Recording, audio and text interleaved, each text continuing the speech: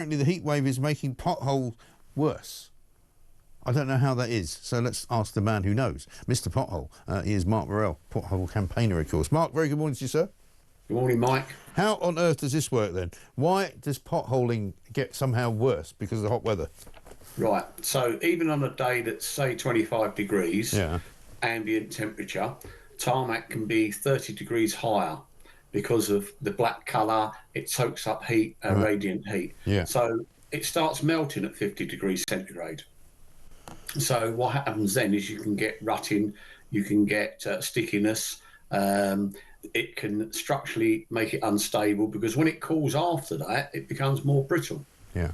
So it has a knock-on effect in terms of the cycle life of the tarmac. Okay. Don't forget, also the breakdowns can be a result of if you've got a tyre that's not in good condition, that's more vulnerable in the heat as well. So you get a combination of those. But I keep saying, as I said, Mike, is your answer to resurface the roads. There are polymers they put into the more heavily used roads because back in 1995, because of a heat wave then, they developed a product to put into roads that make your melting point up to 80 degrees. But I estimate only 5 to 10% of the whole network's actually at that level. All of your local rural roads won't be. So it has a knock-on effect in terms of destroying the currently failing road network. Yeah. And what happens like it did yesterday where you've got like really, really intense heat for a few days and then suddenly the rain falls on it? Presuming that's not very good for you either.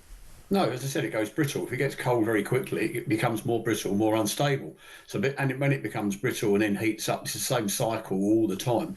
I use the analogy of like a painted window. If it's in well maintained in direct sunlight, it doesn't have the effect that if it's showing signs of cracking and of the paintwork, Right. then it blisters. The same thing happens with roads. And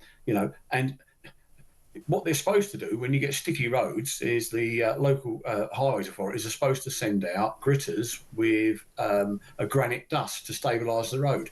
Well, I haven't seen many gritters out during the summer on our roads stabilising the roads. So therefore, they're just building up future problems as a result of that. Yeah. Absolutely. And I mean, in terms of the way that the economy's going, and we've got news today that GDP figures are showing that economic growth has completely slowed down because, business costs too much money, frankly, because of what the Labour government's done.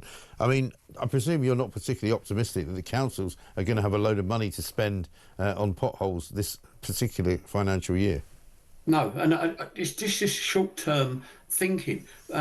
It's estimated that badly maintained roads cost the UK economy £14.4 billion a year. If you invested an extra £3 billion as part of an annual resurfacing programme, in 10 years you could halve that. And the figures were down, I think, on production costs on GDP performance this morning. Well, part of that is if your vehicles are held up in transport or get damaged by the road, that affects your production. There's a whole life thing that says it's actually pays to invest to save in our roads. It needs a brave government to say, no, we are going to invest over the next 10 to 15 years in sorting out this problem with our roads, saving money for the economy. And I think, we need to, they talk about the Reform Party. Well, I think there's lots of things don't need reforming in this country. And you mentioned about Landy. Perhaps the environmental should send environmental agencies to tell Landy to sling his hook because, he'd be fishing in potholes next, Mike. Yeah, absolutely right. And without a licence, no doubt. Absolutely. Well said, Mark. And Mr. Pothole Morrell, thank you very much indeed. He's a pothole campaigner, of course, because it gets worse, right? Potholes apparently improve and get worse and deeper when the hot weather comes because, of course, we can't get used to the tarmac being that hot. Absolutely incredible.